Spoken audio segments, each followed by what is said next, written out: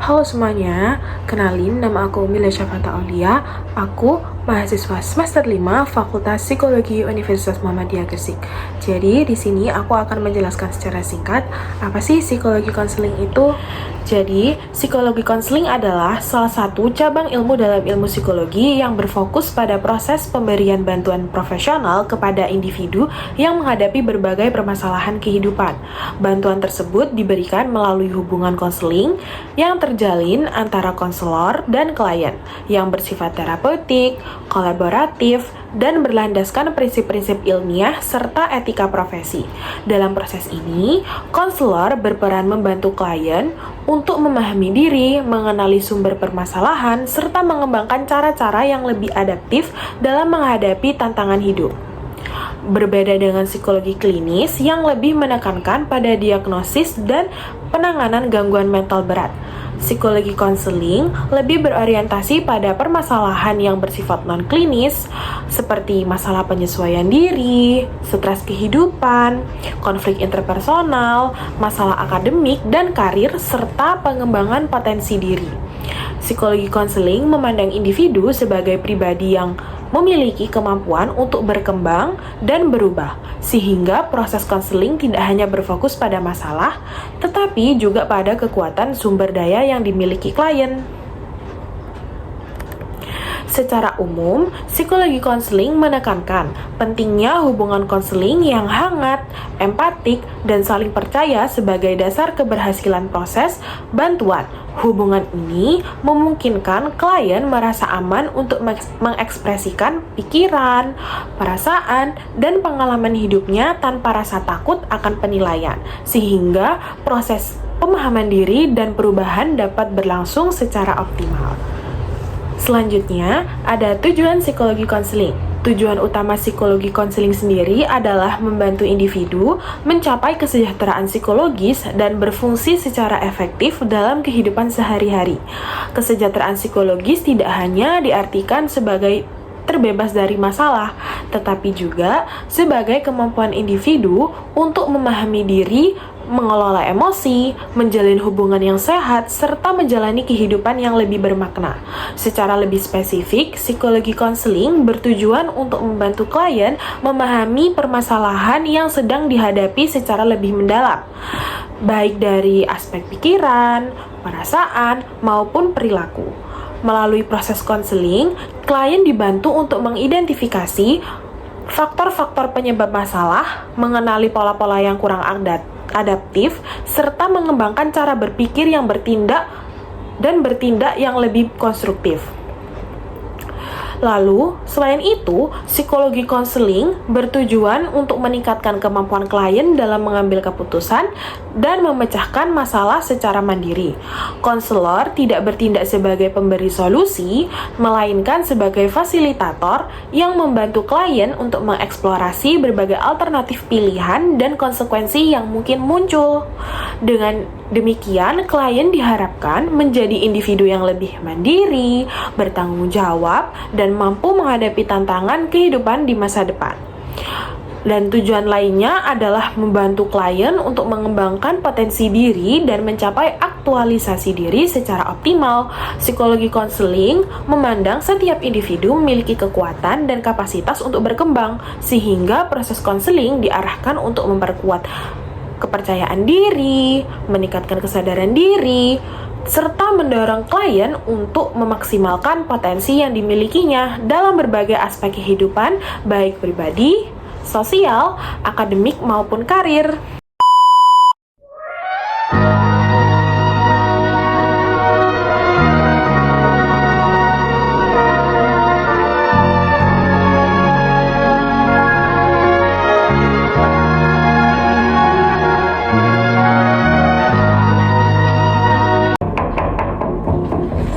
Selamat masuk.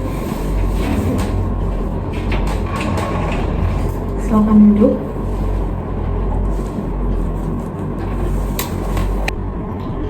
Halo, selamat siang. Apakah kursinya sudah nyaman? Kalau mau digeser atau dipindah sedikit boleh ya. Sudah, kakak.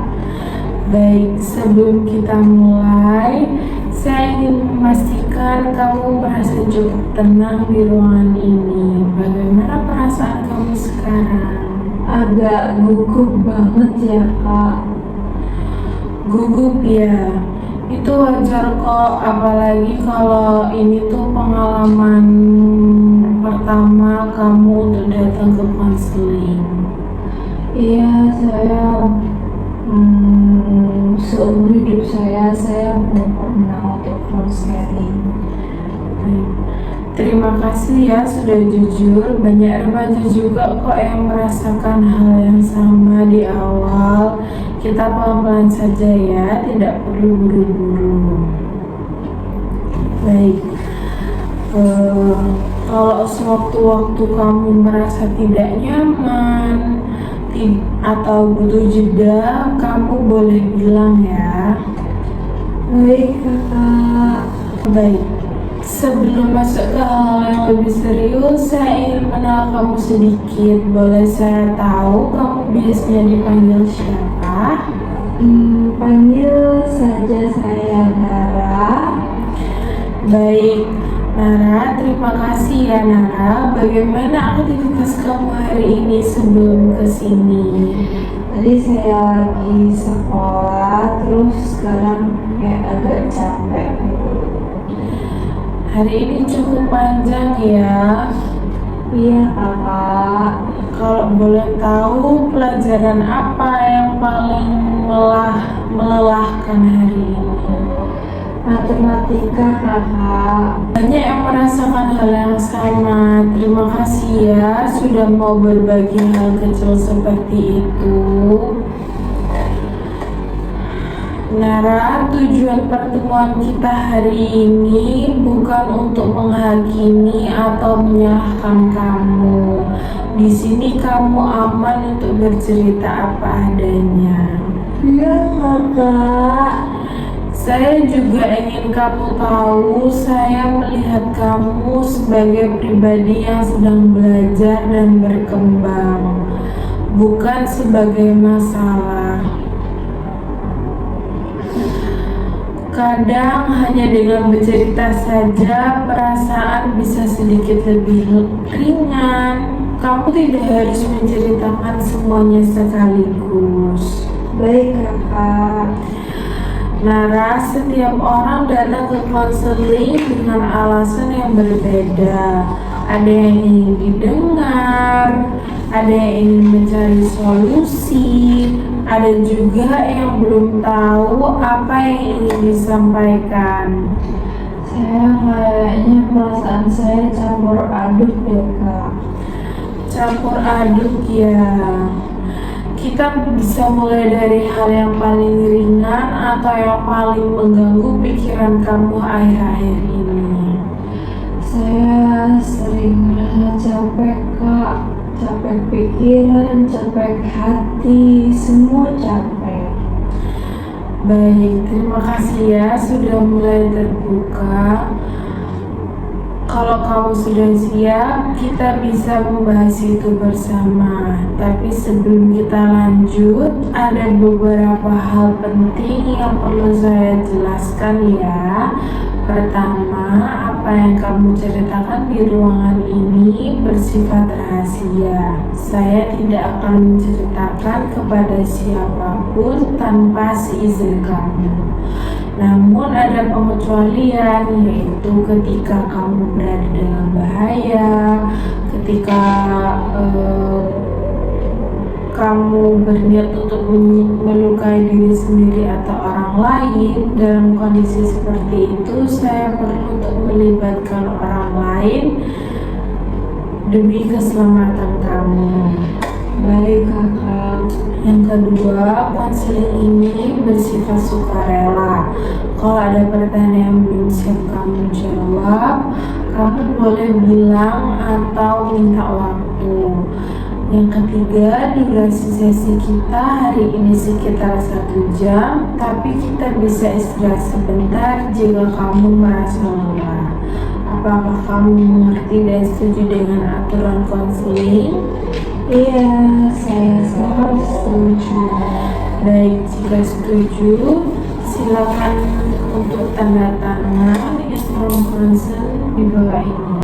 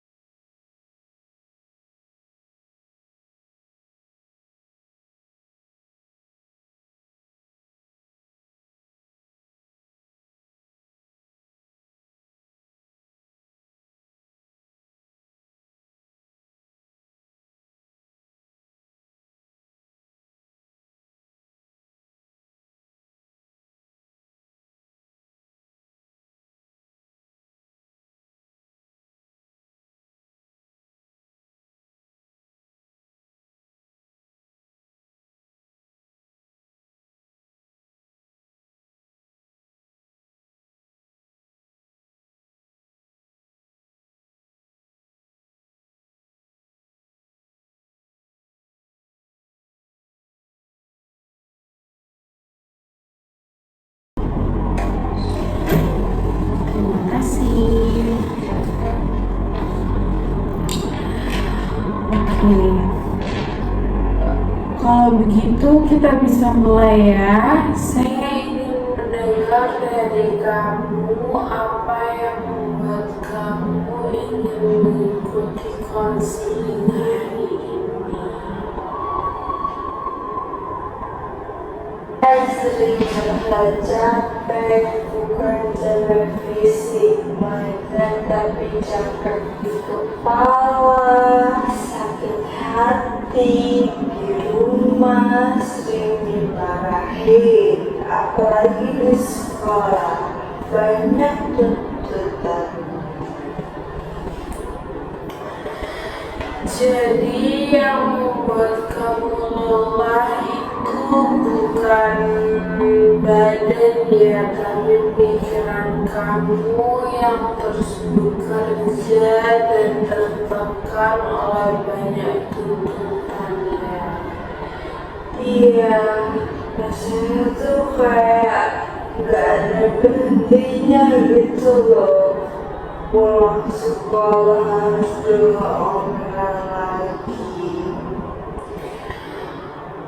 Omelan seperti apa yang paling sering kamu dengar di rumah?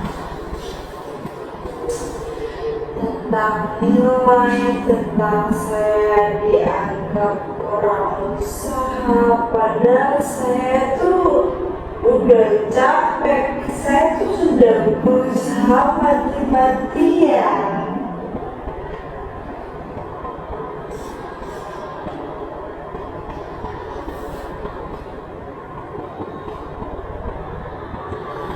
Sepertinya usaha kamu belum terlihat atau belum diakui orang tua ya. Iya, orang tua saya tuh selalu membandingkan saya dengan kakak. Kakak saya tuh pintar, prestasinya banyak. Setiap kali dibandingkan dengan kakak, apa yang langsung terlintas di pikiran kamu? Saya mikir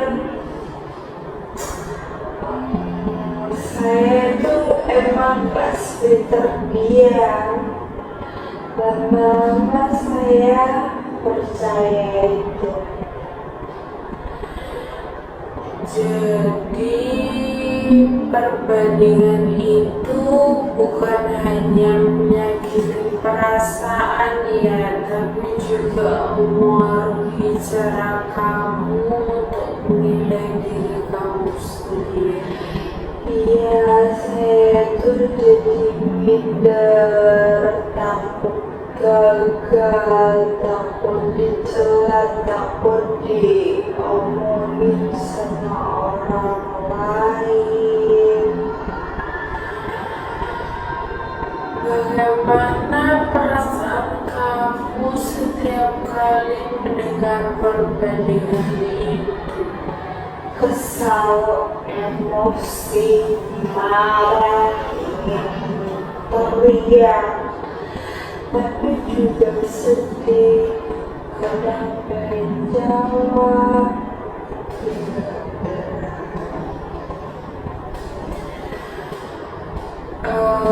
Berarti kamu menahan perasaan itu sendirian. Iya, kalau ngomong itu pasti dibilang lebay lah, inilah, itulah. Terima kasih ya sudah jujur. Perasaan sedih, marah, dan tidak dihargai itu sangat manusiawi, apalagi di usia kamu yang sedang berusaha mengenal diri sendiri. Saat perasaan tertekan itu menumpuk, apa yang biasanya kamu lakukan? Saya jadi pendiam, lebih sering di kamar, diri, ngomong sama orang-orang rumah, gak pengen ngobrol sama siapapun. Menarik diri di kamar sepertinya jadi cara kamu untuk melindungi diri dari hal-hal yang bikin kamu tambah capek. Iya, kalau ketemu orang itu rasanya itu sampai kayak pura-pura baik, pura-pura happy, pura-pura senang. Berpura-pura baik saja itu butuh tenaga yang besar. Apa yang paling melelahkan dan harus berpura-pura seperti itu? Saya harus senyum, harus jawab, enggak apa-apa. Padahal sebenarnya saya tuh pengen banget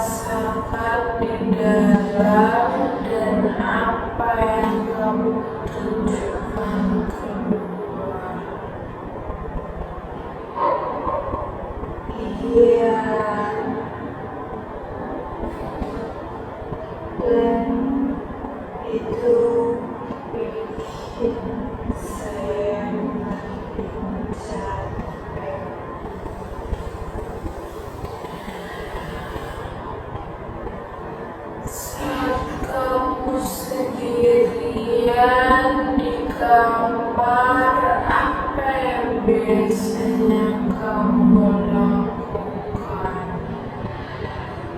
Kadang cuma tiduran lama, main HP tanpa tujuan, atau bengong, atau mendengarkan musik.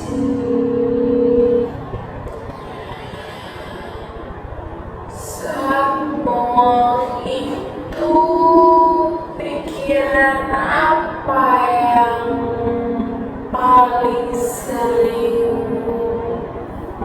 muncul? Saya sering mikir gini, kenapa ya saya nggak bisa jadi apa yang mereka mau? Kenapa saya selalu merasa saya tuh kurang berdiri saya sendiri? Jadi ada keyakinan bahwa nilai diri kamu ditentukan oleh apa yang kamu bisa, apakah kamu itu bisa memenuhi keinginan orang lain atau ekspektasi orang lain gitu ya. Iya, kalau saya gagal, rasanya tuh saya tuh gak ada gunanya gitu di dunia ini.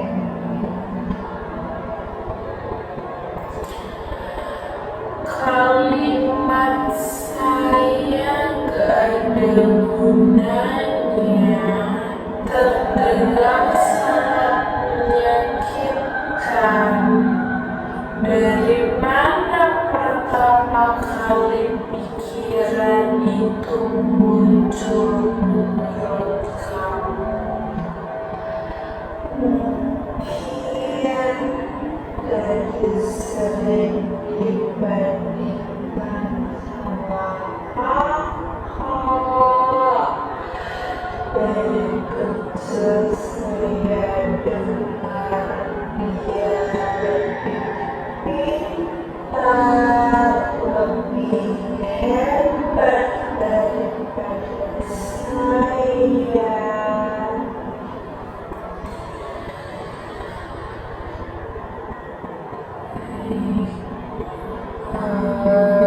Jadi perbandingan itu lama-lama berubah jadi suara di kepala kamu sendiri ya.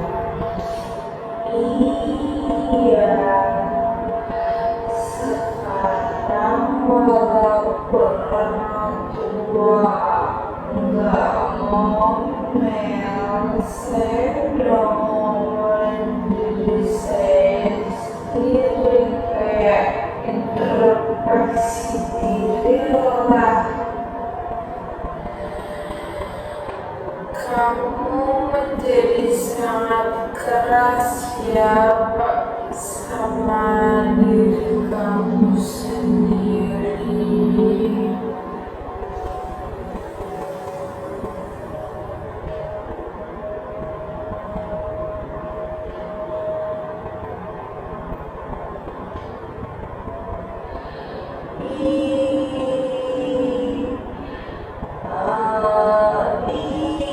Iya, saya merasa saya harus lebih, tapi nggak pernah cukup. Seberapa sering sih pikiran kamu kayak menganggap kalau diri kamu tuh sayang kurang, itu muncul dan sehari berapa kali kayak kamu menganggap diri kamu tuh aduh hari ini aku kurang banget, hari ini kurang banget. Hampir setiap hari sih, apalagi kalau di sekolah. Saat pikiran itu muncul, emosi apa yang paling kuat kamu rasakan?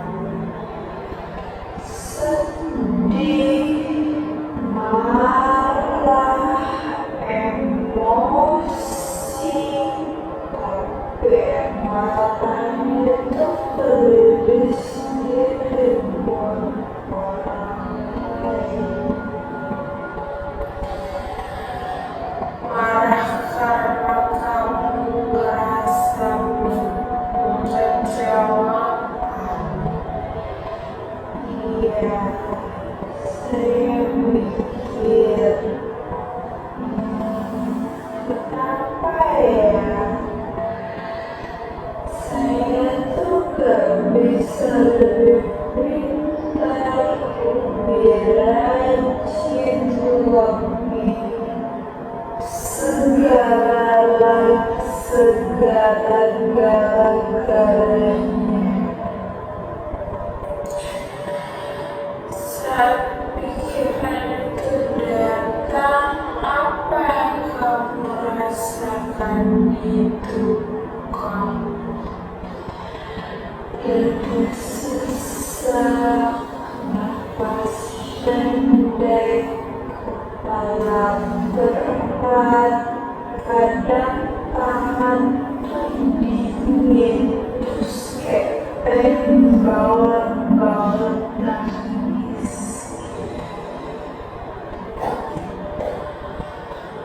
Berarti tubuh kamu tuh bereaksi ketika kamu tuh apa ya, memiliki tekanan pikiran. Itu tanda bahwa kamu menanggung beban yang berat cukup lama. Saya gak pernah mikir kalau tubuh saya tuh capek, karena selama ini tuh kamu fokus bertahan, bukan merasakan. Oh, begitu ya. Saat semua itu menumpuk, apa yang biasanya kamu lakukan terhadap diri kamu sendiri? Saya tuh kayak jadi nyalain diri sendiri. Saya bilang ke diri saya, itu kesalahan sendiri. Kalimat itu terdengar sangat kurang enak ya. Apakah kamu pernah berkata seperti itu ke orang lain saat yang kamu sayang? Enggak, saya nggak pernah begitu. Saya itu orangnya nggak enakan atau gitu. Tapi ke diri sendiri kamu mengatakan itu berkali-kali. Iya ya, saya baru sadar. Saat kamu menyalahkan diri sendiri seperti itu, apa dampaknya ke semangat kamu? Saya tuh jadi kayak malas berusaha, malas keren lah. Pokoknya tuh kayak aku juga takut gagal pokoknya. Berarti kamu kayak terjebak antara takut mencoba dan juga takut menyerah. Iya kak, makanya tuh kayak aku tuh udah gak ada jalan lagi gitu. Ketika perasaan itu mencapai titik paling berat, pikiran apa yang biasanya muncul? Saya tuh kayak mikir, ngapain sih saya berusaha kalau hasilnya tuh selalu aja kurang. Berarti saya ingin memastikan lagi, saat pikiran itu muncul, apakah pernah terlintas untuk keinginan menyakiti diri? Nggak sampai nyakitin diri sih, tapi kadang kayak ngilang aja, kayak pengen gak ada di dunia.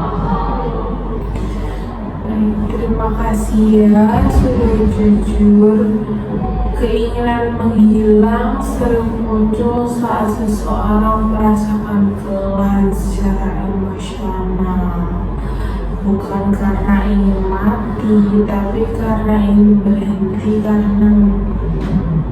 berhenti dari rasa sakit. Iya, saya capek.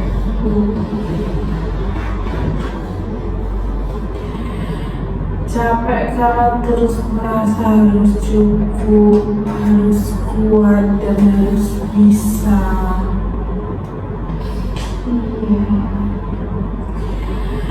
Dan keinginan itu menunjukkan satu hal penting, kamu seharusnya tuh butuh dipahami, didengar, dan diringankan bebannya.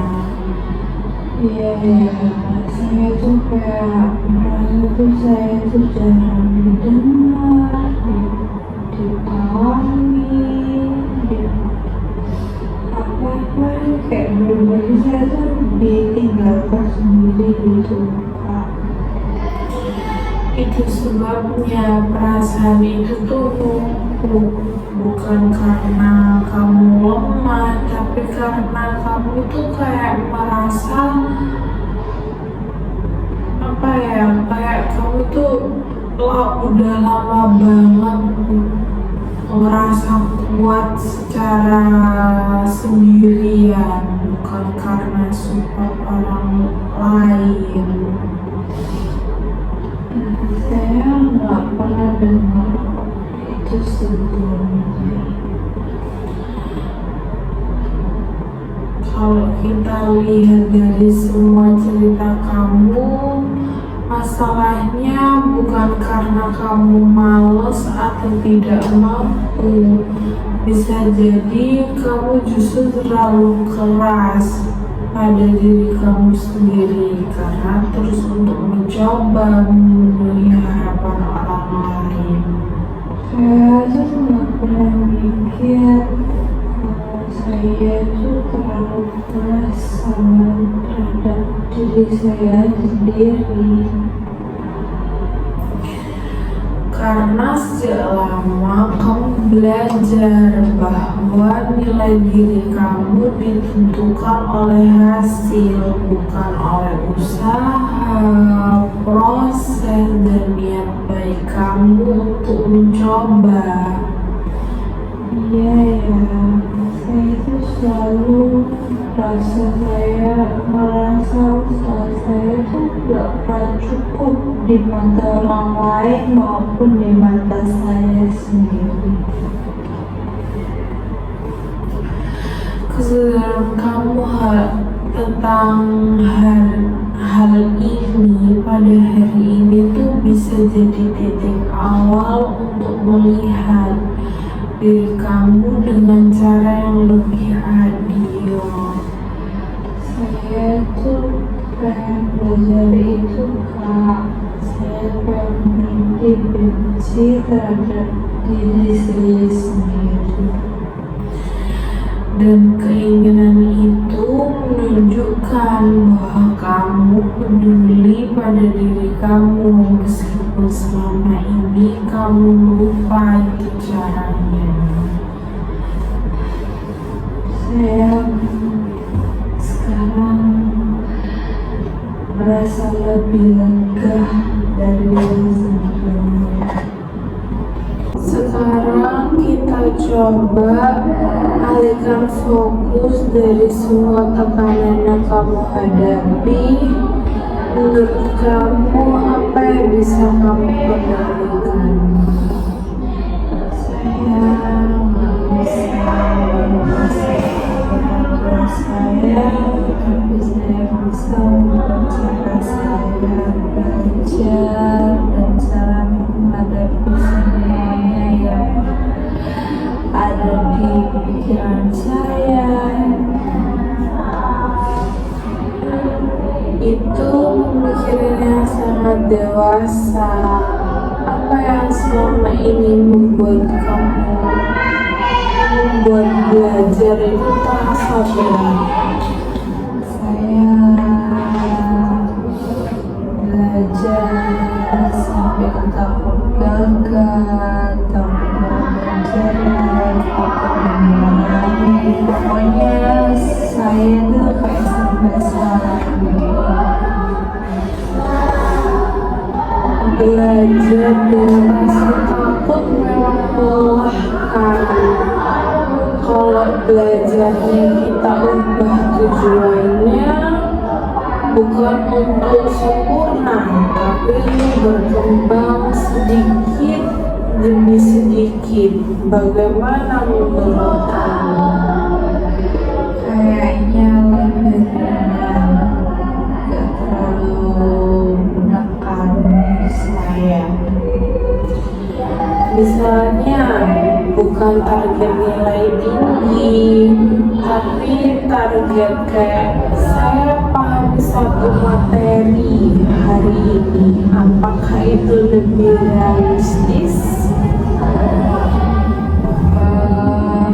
Iya, itu lebih masuk akal. Sekarang tentang komunikasi dengan orang tua. Kalau kamu punya kesempatan bicara, apa hal yang ingin kamu sampaikan?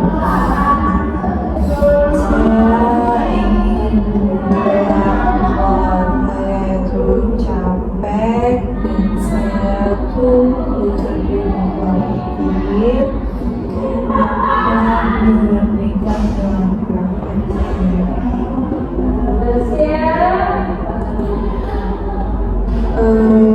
Sekarang itu perasaan yang sangat valid. Kita bisa susun kalimat yang lebih aman. Misalnya, saya merasa sedih dan tertekan saat dibandingkan. Saya sebenarnya ingin berusaha lebih baik, tapi saya butuh dukungan, bukan pertandingan.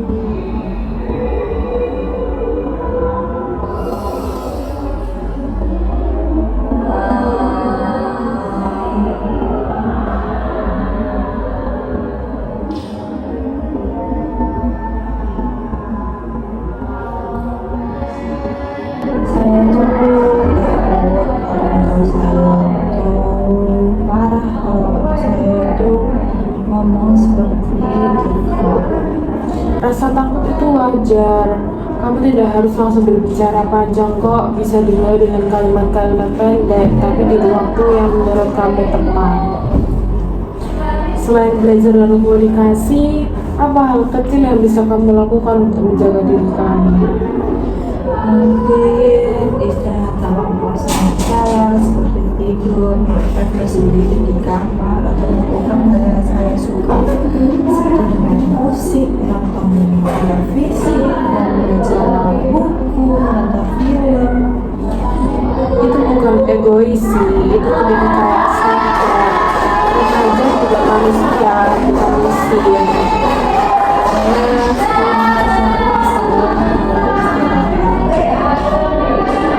Sekarang kamu tahu kan, istirahat justru membantu kamu untuk bertahan. Kamu punya kesadaran diri yang baik. Kamu reflektif, kamu berani mencari bantuan. Itu kekuatan yang tidak semua orang miliki. Terima kasih ya Pak, saya merasa diri untuk berbagi kepada Saya senang mendengarnya. Perubahan itu tidak harus besar. Yang penting kamu udah berjalan sendiri. Menurut kamu, bagian mana dari sesi ini yang paling membantu untuk perasaan kamu merasa lebih ringan? waktu saya bisa cerita tentang ini, karena waktu sadar kalau saya tuh gak sepenuhnya salah pada diri saya. Itu penting sekali. Kamu mulai bisa melihat diri kamu dengan lebih adil. Perlu saya sampaikan juga, perasaan naik turun setelah konseling itu normal. Kalau nanti ada di mana ada hari di mana kamu tuh kayak ngerasa berat lagi, itu bukan berarti gagal.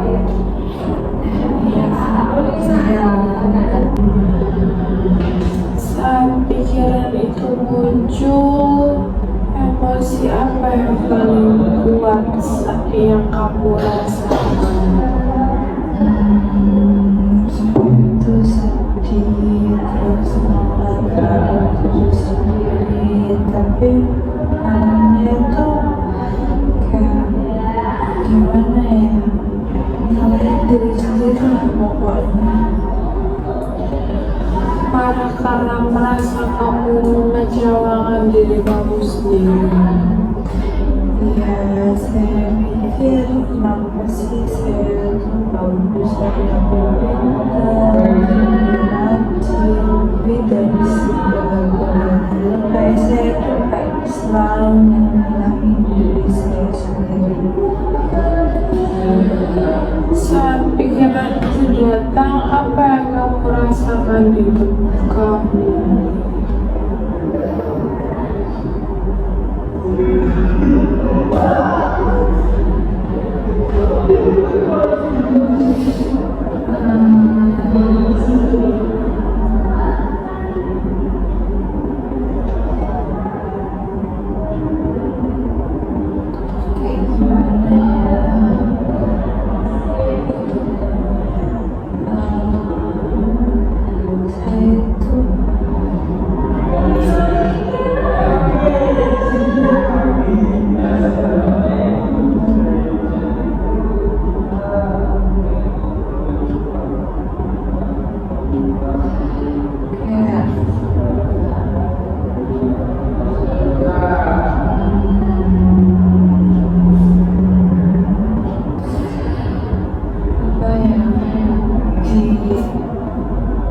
Di hati saya tuh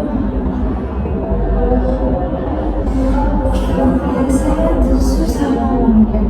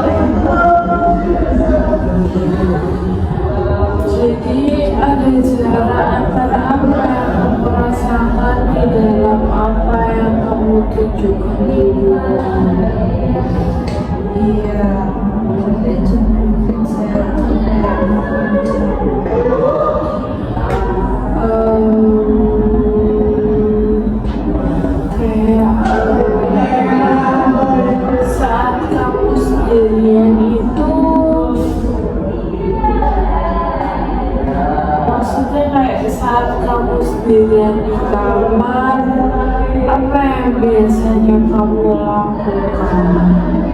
Kadang suka hiburan, main HP sama teman,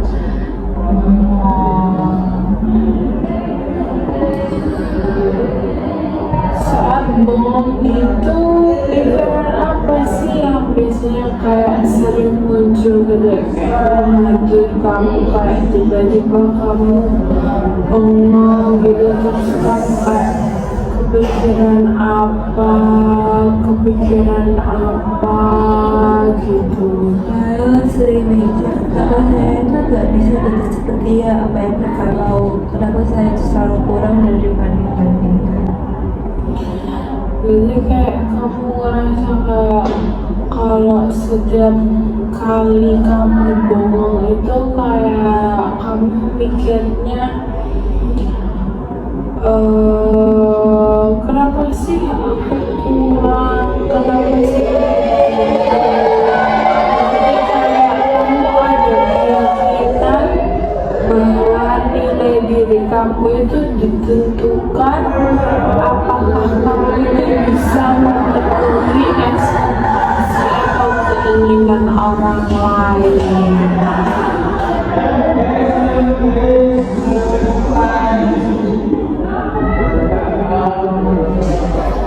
Iya, kalau saya gagal, rasanya saya itu gak ada gunanya. Kalimat saya gak ada gunanya itu juga sangat meyakinkan loh di diri kamu sendiri. Dari mana pertama kali pikiran itu muncul menurut kamu?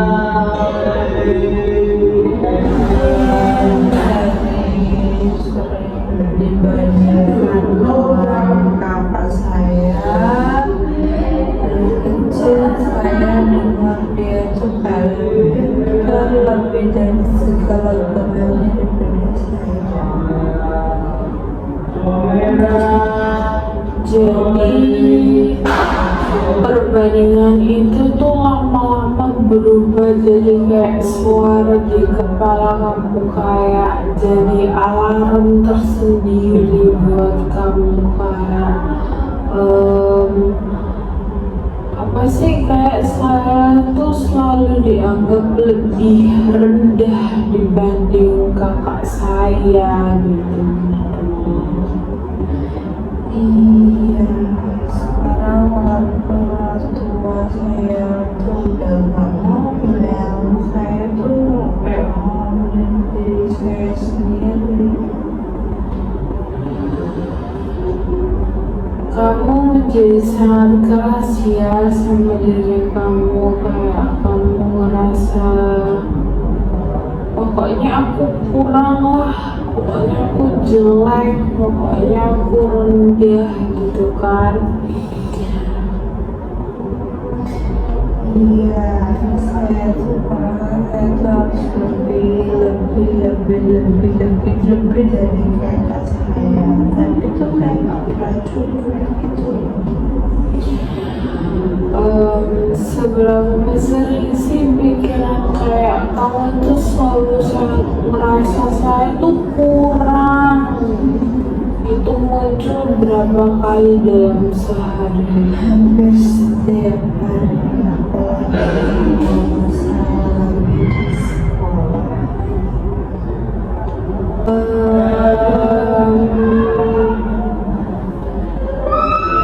Sebelum kita mengakhiri sesi konseling hari ini, saya ingin merangkum beberapa hal penting yang sudah kita bahas bersama ya tadi.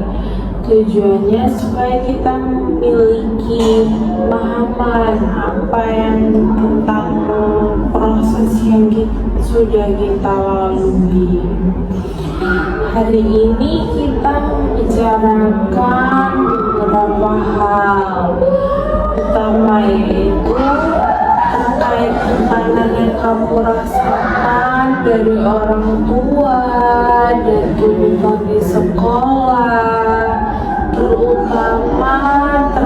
terkait nilai dan perbandingan dengan kakak. Perasaan sedih, marah, dan tidak dihargai.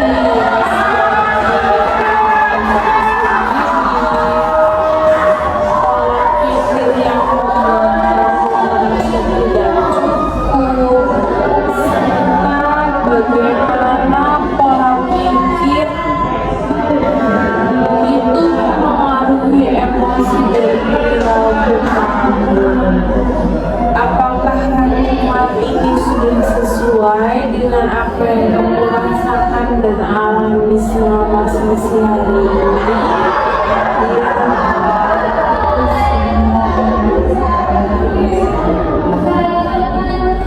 Baik, terima kasih ya sudah memastikan. Artinya kita berada di jalur yang sama. Sekarang saya ingin mengevaluasi sedikit terkait perasaan kamu.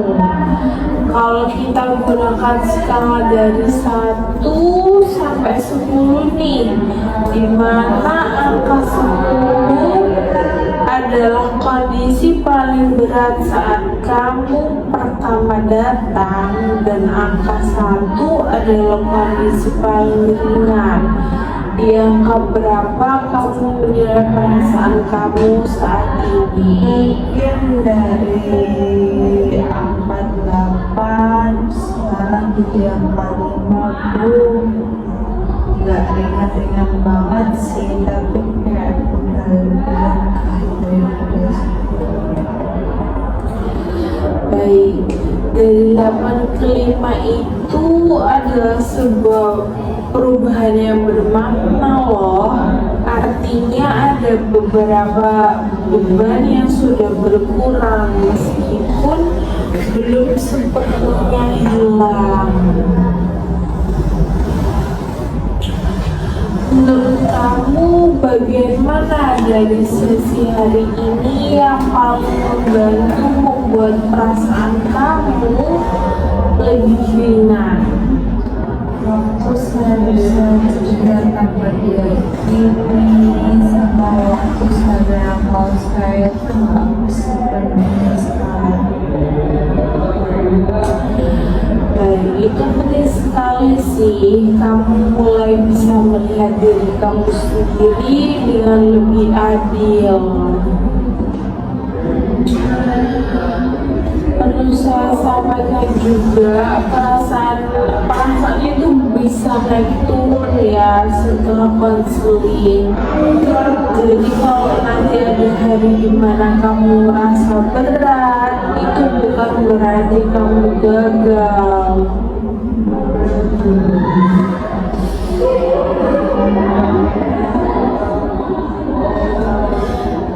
Maaf, saya mengerti. Oke, untuk kedepannya saya menyarankan kita untuk tidak berhenti sampai sini. Jadi tetap ada konseling berikutnya ya. Pada sesi berikutnya ini kita bisa lebih fokus pada latihan komunikasi asertif dengan orang tua. Komunikasi asertif itu kayak apa ya, berusaha untuk berkomunikasi secara baik dengan orang tua tanpa adanya nada tinggi sebisa mungkin. Lalu ada penguatan kepercayaan diri dan penerimaan diri. Lalu ada serta cara menghadapi tekanan sekolah dengan lebih sehat. Bagaimana pendapat kamu tentang rencana saya tentang hal ini untuk konseling berikutnya? Saya sangat setuju Kak. Saya tuh pengen bertemu sama orang tua dengan lebih baik, tidak bentak, tidak bernada tinggi. Baik, Apakah kamu bersedia untuk melanjutkan konseling secara berkala? Ya, saya sedia, sangat-sangat bersedia, Pak. Baik, kalau begitu mungkin bisa kita sepakati ya untuk konseling selanjutnya itu kita ada 1 kali per minggu, lalu ada durasi itu sekitar 60 atau 90 menit per sesi, dan fokus sesi berikutnya itu sesuai yang kita bicarakan tadi ya. Jika suatu saat kamu ada halangan atau pada waktu-waktu tertentu tuh kamu nggak mau hadir atau lagi nggak bisa, kamu bisa memberi kabar kepada saya ya sebelumnya. Baik, Kak. Baik, sebagai bagian dari administrasi konseling, setelah sesi ini saya akan mencatat ringkasan proses konseling hari ini, menyimpan catatan secara rahasia dan menggunakan hanya untuk kepentingan pendampingan kamu. Apakah kamu setuju dengan pencatatan dan penyimpanan data konseling ini sesuai dengan asas kerahasiaan? Iya, Kak, saya sangat setuju. Baik, terima kasih ya. Sebelum kamu pulang, saya ingin memastikan satu hal administrasi kecil. Terkait pembayaran sesi konseling hari ini adalah sebesar 150.000. Apakah kamu sudah mengetahui prosedurnya? Sudah, Pak. Baik, kalau ada kendala atau perlu waktu, silakan sampaikan ya. Kita bisa komunikasikan dengan bagian administrasi. Saya ingin mengapresiasi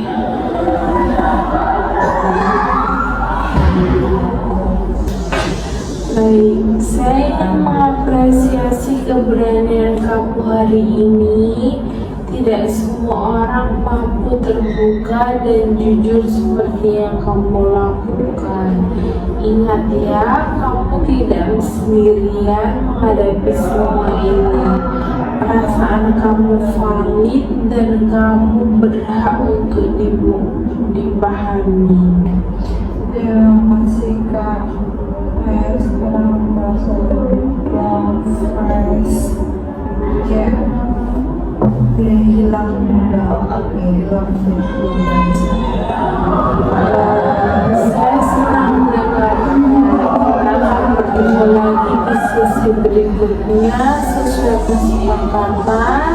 Sampai jumpa dan jaga diri kamu baik-baik ya.